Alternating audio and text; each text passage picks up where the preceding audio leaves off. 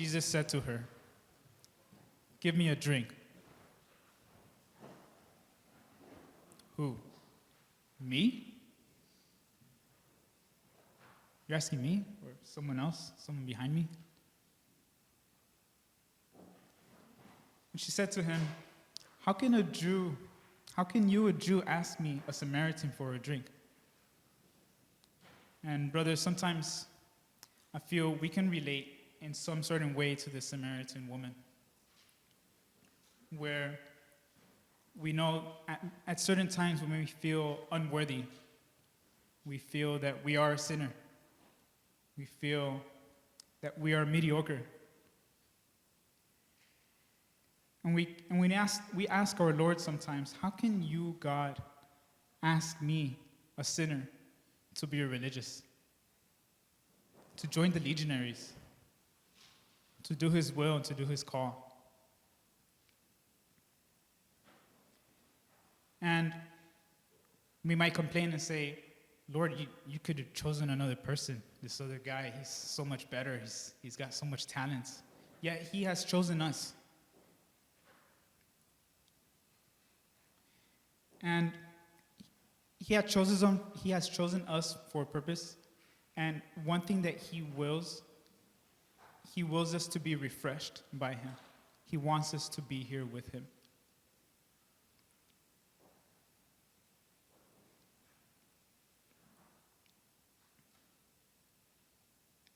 I was looking into the prophet of Isaiah, where in my Bible,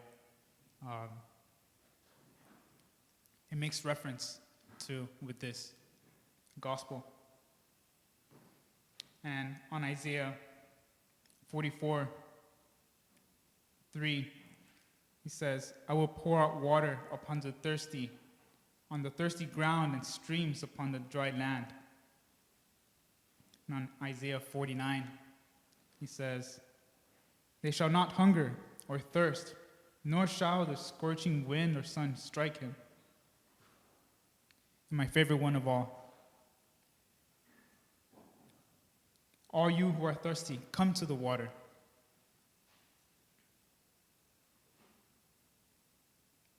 I think it's very exciting because many times God is inviting us. He wants us to take this refreshment, to be here with him.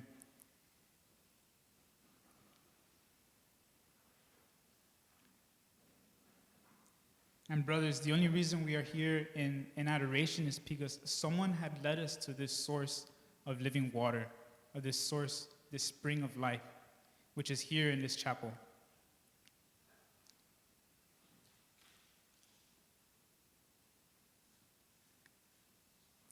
And so, I think this is a good opportunity to really reflect and see and refresh ourselves always in time of adoration, to be loved by our Christ, by our Lord here. And one thing I do want to mention is, we know, brothers, that Holy Week is about to come, and Holy Week missions are coming. And so, it's exciting because many of us are getting ready to leave to different towns, to different cities, like Dallas or Houston or Atlanta, Louisiana.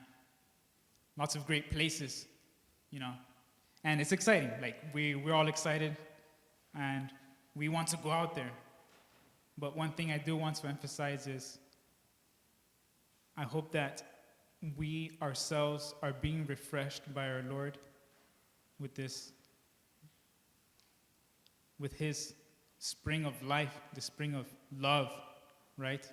In order to really prepare ourselves for what the real mission is to help lead other souls to that same spring, to that same love, so that they themselves may be refreshed. And I think that is the most exciting part, where we can bring souls to Christ and let him be the one to refresh those souls. So in these days of Lent, these days coming up, I hope we're taking advantage of that and really looking forward to be with him and guide them